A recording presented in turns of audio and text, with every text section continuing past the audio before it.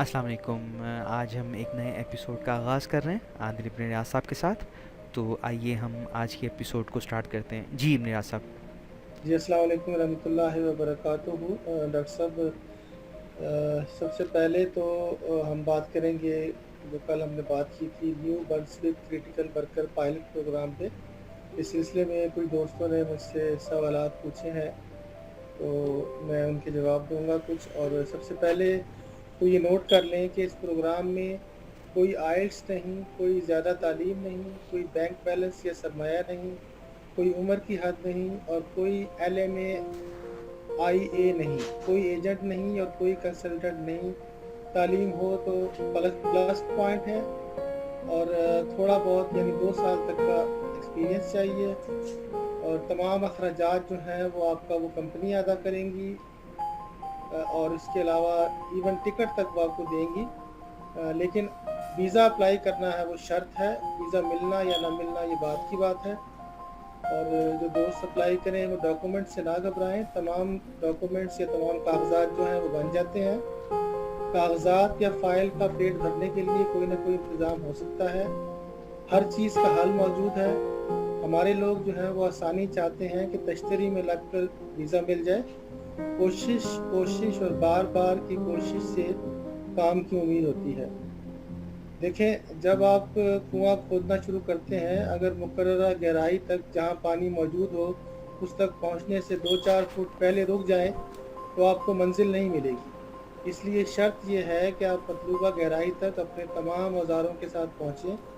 हमारे लोग एजेंटों के पीछे भागते हुए वक्त और सरमाया बर्बाद कर देते हैं, लेकिन सीधे रास्ते से अप्लाई करने से कतराते हैं।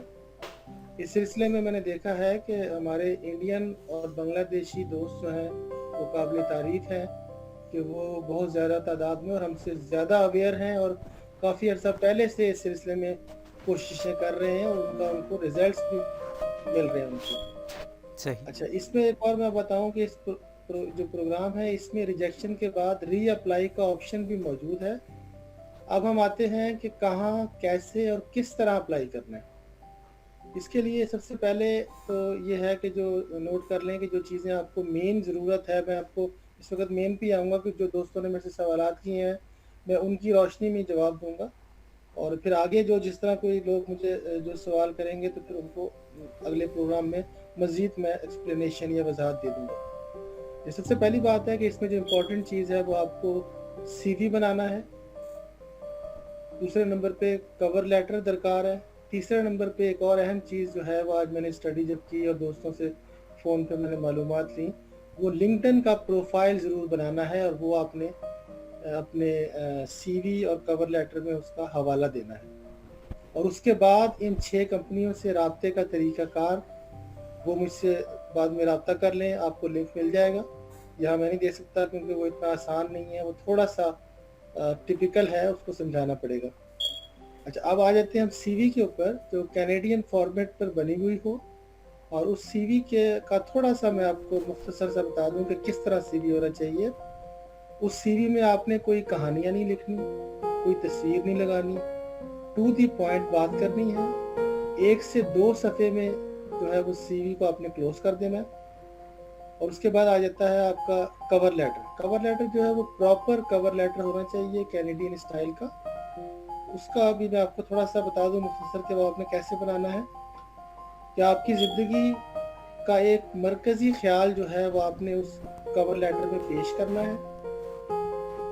और जो आपकी ज़िंदगी का छोटा-सा तारुफ़ हो, आसान अल्फाज में ऐसे आप कह लें कि आपने एक सफ़े पर अपनी हिस्ट्री लिखनी है। मसलन अपने कैरियर का स्टार्ट आपने कैसे किया, यानी अपने कैरियर की शुरुआत आपने कैसे की, इस वक्त आप क्या हैं और क्या कर रहे हैं, आगे आप क्या गोल रखते हैं, यानी आपके टारगेट्स क्या हैं आगे, इस जॉब के लिए आपको कैसे मालूम हुआ, किसने रेफ़र किया, फिर आपके पास अगर कोई रेफरेंस है तो वो भी आपने इसमें देना है। अच्छा, ये तो हो गया CV और कवर लेटर।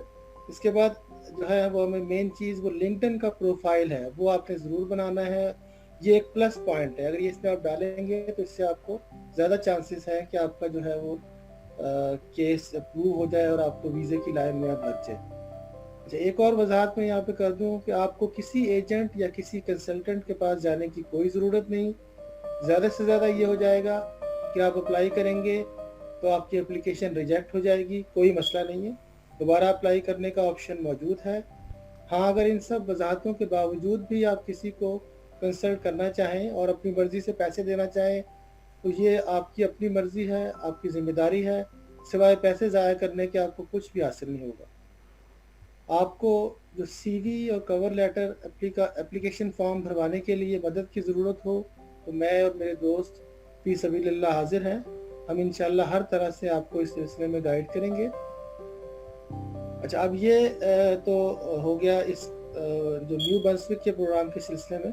تو اس سلسلے میں ایک دوست نے مجھے یہاں تک لکھا تھا کہ جی اس میں آپ نے جو لکھا ہوا ہے کہ جی یہ جو انہوں نے لکھا ہوا ہے کریٹیکل کا کیا مطلب ہے جی؟ کیا کوئی ایسی یہ کام ہے کہ جو بہت ہی کوئی لو لیول کا یا وہ نہیں، یا یہ بات نہیں. بیسکلی یہ کریٹیکل اس سینس میں ہے کہ ان کو بہت ہی جو ہے وہ اشد ضرورت ہے. اور پائلٹ کا لوگ کہتے ہیں کہ شاید اکثر لوگ یہ سمجھے کہ شاید یہ پائلٹ کا کوئی پروجیکٹ ہے. نہیں، پائلٹ یہ ان کا پروگرام کا نام ہے اور اس میں ہر طرح کا طبقہ جو ہے وہ اپلائی کر سکتا ہے.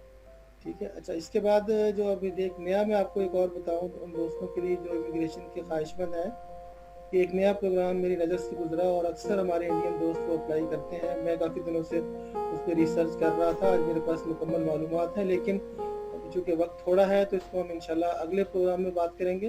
اس پروگرام کا نام ہے انٹرنیشنل موبلٹی پروگرام. اس پروگرام کو کیسے اپلائی کرنا ہے اس کی تفصیل انشاءاللہ اگلے پروگرام میں ہوگی. تو اب میں ڈاکٹر صاحب آپ سے اگر آپ کے پاس 1-2 منٹ میں کچھ سوالات کر سکیں اور آپ نے کرنا ہے اس سلسلے میں امیگریشن اس پروگرام کے سلسلے میں. اچھا، میں آپ تو کو بتا دوں یہ جو پرٹیکولر ابھی ہم ڈسکس کر رہے ہیں اس کے حوالے سے کچھ تھوڑا سا اور بتائیے کہ کتنے لوگ ان کو ریکوائرڈ ہیں، مطلب کتنے لوگ وہ بلانا چاہ رہے ہیں. اس میں دیکھیں کوئی لمٹ نہیں ہے. اس میں انہوں نے کلیئر لکھا ہوا ہے کہ 5 سال کے لیے یہ پروگرام ہے اور ان لمیٹڈ ہے. جب تک ان کی ریکوائرمنٹ پوری نہیں ہوتی، ان کی ضرورت پوری نہیں ہوتی، وہ آپ 5 سال کے دوران اپلائی کر سکتے ہیں. اور ایون یہاں پہ اس میں آپشن یہاں تک موجود ہے کہ آپ اپلیکیشن ریجیکٹ ہوتی ہے تو آپ دوبارہ ری اپلائی کر دیں. اور پھر آپ کے پاس ایک نہیں 6 کمپنیاں ہیں. اچھا، تو اوور آل آپ کتنے عرصے سے یہ کینیڈا میں موجود ہیں یہ بتائیے، اور یہ بتائیے کہ یہاں کتنی لیبر کی شارٹیج ہے، یہ تھوڑا سا گائیڈ کیجیے. دیکھیں مجھے تو یہاں پہ 11 سال سے زیادہ وقت ہو گیا ہے. اچھا، ماشاء اللہ. تو یہاں تو میں نے تو ہمیشہ ہی دیکھی ہے، ہر فیلڈ میں لیبر کی شارٹیج دیکھی ہے میں نے. تو یہ ایک علیحدہ موضوع ہے میرے پاس کہ میں نے اب آگے جو ہمارا اگلا ٹاپک ہے وہ میں نے 3-4 منٹ میں سمیٹنا بھی ہے.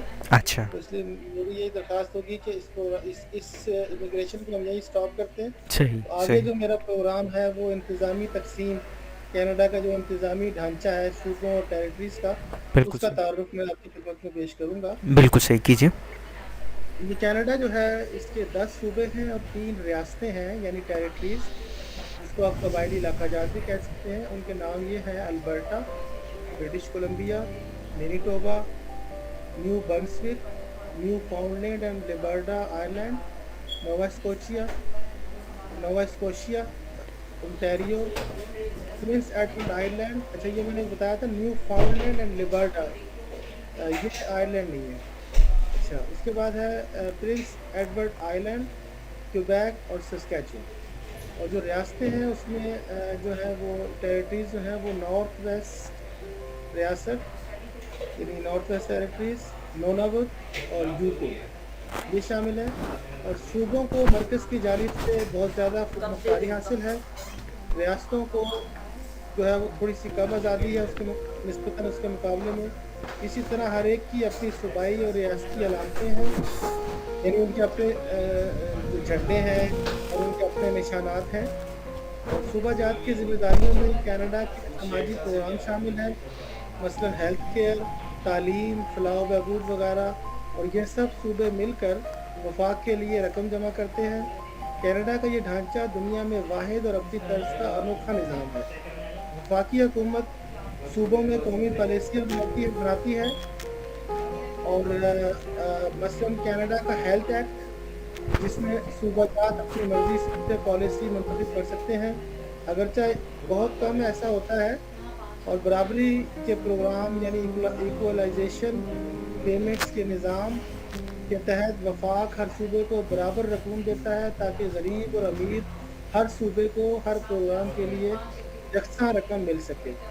تمام صوبہ جات کی اپنی صرف ایک اسمبلی ہے، تمام ارکان مل کر اپنے پریمیئر کا انتخاب کرتے ہیں، یعنی صوبے کا جو ہیڈ ہوتا ہے جس کو ہمارے پاکستان میں وزیر اعلیٰ کہتے ہیں، یہاں پہ پریمیئر کہتے ہیں، اور پھر یہی طریقہ کار وزیر اعظم کے لیے اپنایا جاتا ہے۔ اسی طرح ہر صوبے میں گورنر کا نائب لیفٹیننٹ گورنر بھی ہوتا ہے جو ملکہ کی نمائندگی کرتا ہے، جس کا انتخاب صوبوں کی مشاورت سے وزیر اعظم خود کرتا ہے۔ آج کل نائب گورنر کے انتخاب میں صوبوں کا بہت عمل دخل ہو گیا ہے، تو یہ کینیڈا کا انتظامی ڈھانچہ جو تھا، یعنی جو جغرافیائی جو ڈھانچہ تھا اس کی یہ لمٹ تھی۔ جی ڈاکٹر صاحب، اب آپ نے صحیح اگر بات کرنی ہے۔ صحیح، نہیں بہت اچھا اور بڑا کمپریہنسو آپ نے کمپلیٹ کیا ہے، اور میرا خیال ہے کہ اردو زبان میں ایسا بہترین مٹیریل میں نے نہیں سنا ابھی تک۔ انگلش میں بہت سارا مٹیریل موجود ہے، لیکن اردو زبان میں اور اتنا جامع کر کے آپ نے بتایا کہ تاریخ کیا تھی کینیڈا کی، اور اس کے بعد انتظامی ڈھانچہ کیا ہے، گورنمنٹ کیسے کام کرتی ہے۔ اچھا تھوڑا سا مجھے بتائیے گا کہ ان کے جو لا انفورسمنٹ ایجنسیز ہیں، جس طرح پولیس ہے یا سیکیورٹیز ہیں، یہ کن کے انڈر کام کرتی ہیں، کیسے کام کرتے ہیں، کیونکہ ان کی ایفیشنسی بہت اچھی ہے۔ نہیں، یہ صوبوں کے جو پولیس ہے وہ صوبوں کے انڈر میں ہوتی ہے، اور جو آرمی ہے وہ تو فیڈرل کے انڈر میں ہے، ہوں وہ تو اس طرح ہی نظام ہے۔ جی ہوں۔ تو یہ جو پولیس اور لا انفورسمنٹ ایجنسیز ہیں، یہ کن کو رپورٹ کرتے ہیں؟ یہ تو ان کے اپنے ادارے ہیں، ان کے اپنے دفاتر ہیں یا جو ہیڈ ہیں اس کو بھی آگے انشاءاللہ میں انفارمیشن لے کے پھر آپ کو بتاؤں گا۔ صحیح۔ لیکن یہ کہ یہ جو جس طرح ہمارے پاکستان میں ہوتا ہے کہ یہ صوبوں کے انڈر میں آتی ہے، جو اس طرح کی جو فورسز ہیں ساری، اور باقی جو ہے ان کی آگے میں نے زیادہ آگے معلومات نہیں لی، جس طرح ہمارے ISI اور یا انڈیا میں را وغیرہ ہیں، اس طرح کی ایجنسیاں کینیڈا میں کون سی ہماری ہیں، یہ مجھے ابھی اتنی انفارمیشن نہیں ہے، تو میں انشاءاللہ آگے اس کو سرچ کروں گا۔